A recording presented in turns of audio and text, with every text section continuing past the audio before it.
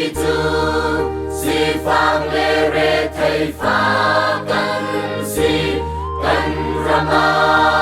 bo chom na khar sat ruang amo dot mi na kal ta kin tuang dam kan sa me kan ti he sai rian tua ding ar bang kan va ram dama mi lai mi nan cha tho chwa hai in kha za kan in cham piang na nung dam la nan tai ria tem in na man chu kan ram le nan chung khar sar siam tu asi mo pathian lai mi cha chan na kwa khang tu kan bom lo kan sam na hi lom na chang se kan rama lo min len chi chan na lang in kha kan chang nam mi phun hi kan che so la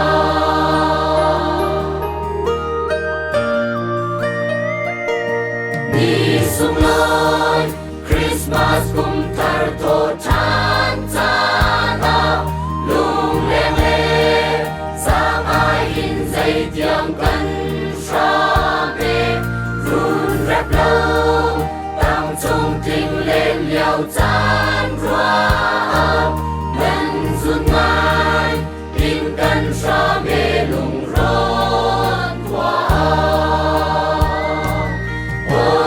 treo khát ni ri dung ân căn liang ta sa tâm lâu lê an ca biak man tông lâu in dung hang nu lê pa ni dây kinh toar na lai mô bát chian o dây mê tân tôn e an tin mô bát chian lai mi cha chan na kwa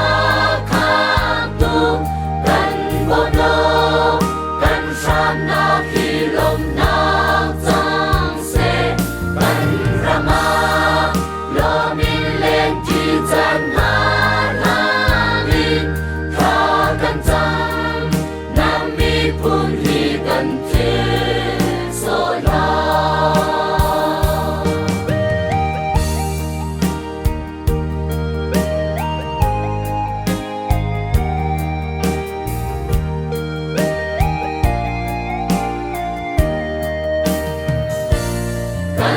ipun chan chau nam nan kol ruang a bay chun le san ta sham burin nan chuan câu chu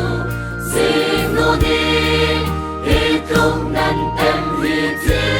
lai lâu nan cha lom na qua đây ter te câu la